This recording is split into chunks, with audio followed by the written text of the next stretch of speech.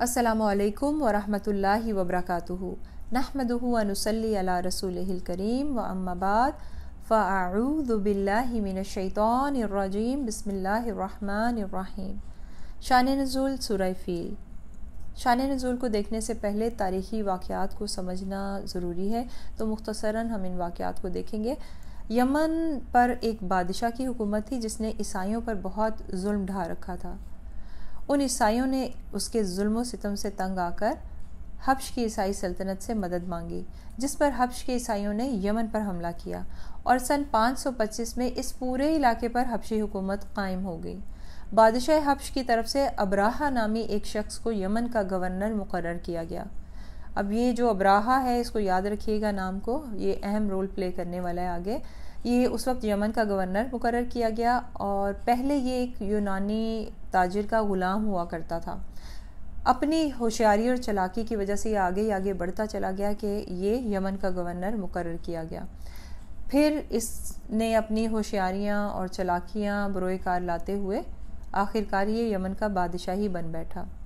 ایک طرف تو اس نے عرب میں عیسائیت پھیلانا شروع کر دی اور دوسری طرف عربوں کی اس تجارت کو یہ ختم کرنا چاہتا تھا جو بیت اللہ کی تولیت کے باعث قریش کے کنٹرول میں تھی۔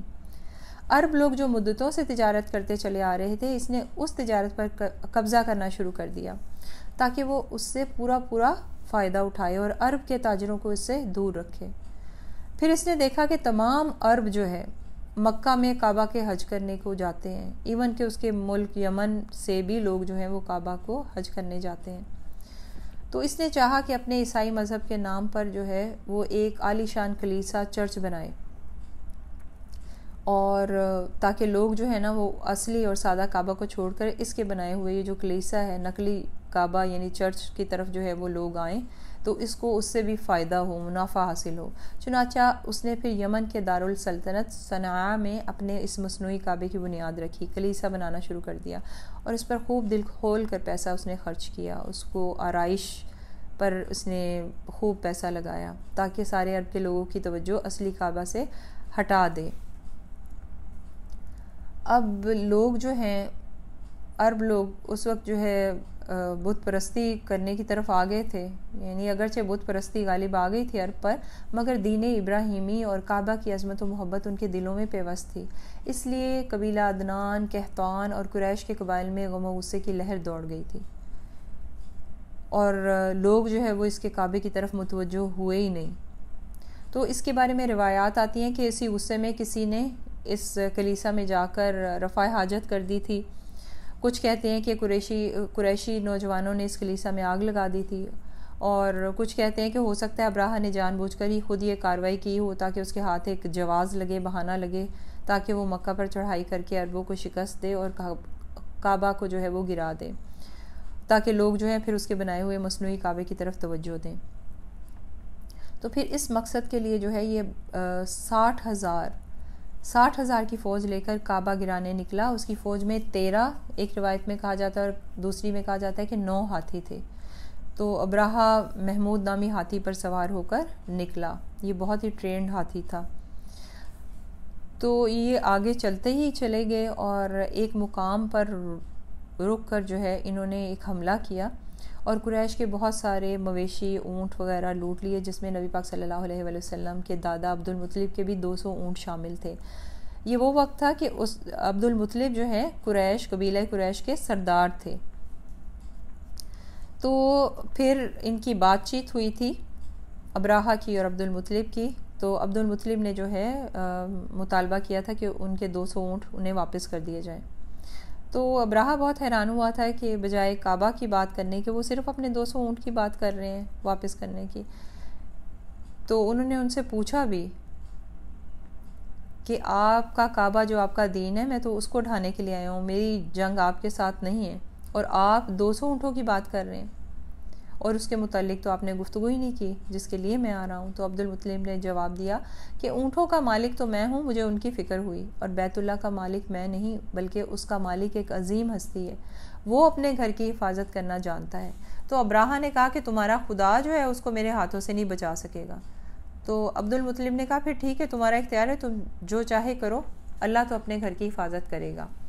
ابراہا نے 200 اونٹ جو ہیں وہ ان کو لوٹا دیے تھے، تو وہ اپنے اونٹ لے کر واپس آئے اور بیت اللہ کے دروازے کا ہلکا کنڈا پکڑ کر دعا میں مشغول ہوئے۔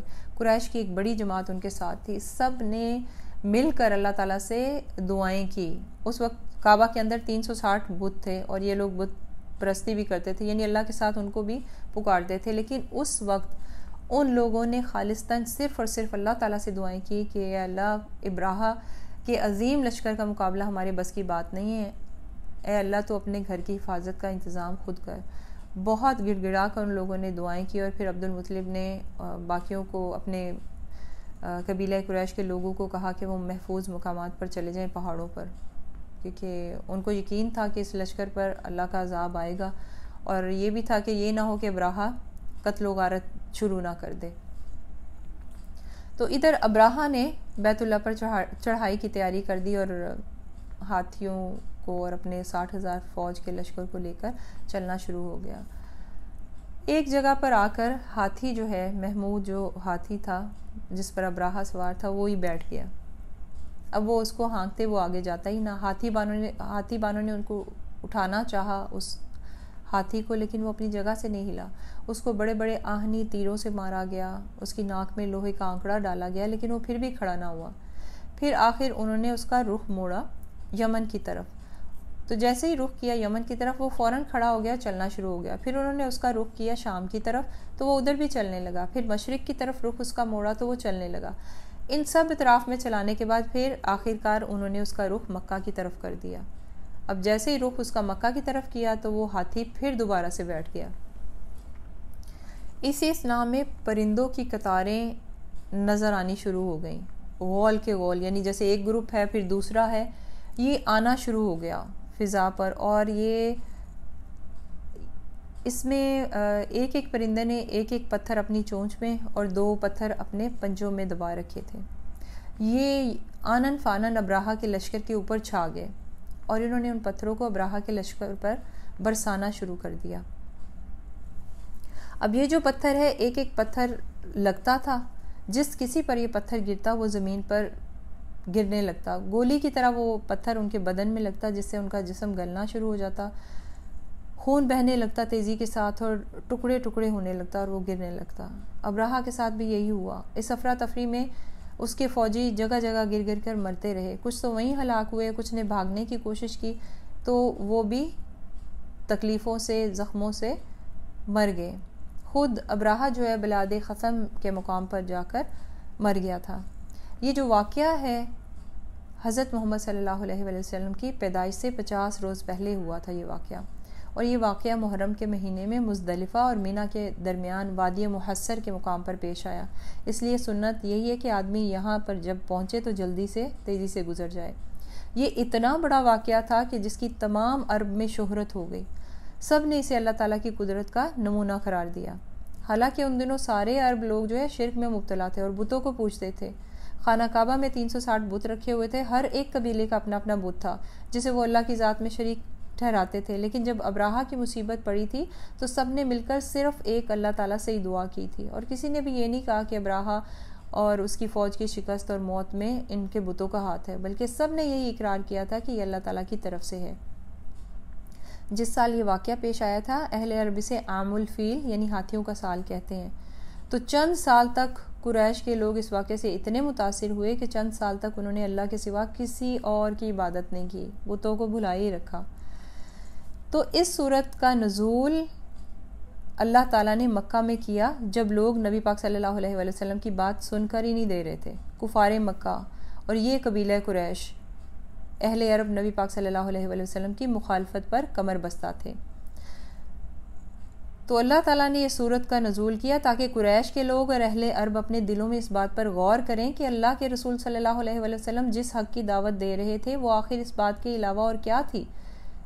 وہ یہی تو کہہ رہے تھے کہ تمام معبودوں کو چھوڑ کر صرف ایک اللہ کی عبادت کرو، اس ایک اللہ کی کہ جس نے اس قبیلہ قریش کو جو جگہ جگہ منتشر تھا سب کو اللہ تعالیٰ نے اکٹھا کیا مکہ میں، پھر ان کو بیت اللہ کی تولیت دی، ان کو متولی بنایا، پھر تجارت میں ان کو فروغ دیا۔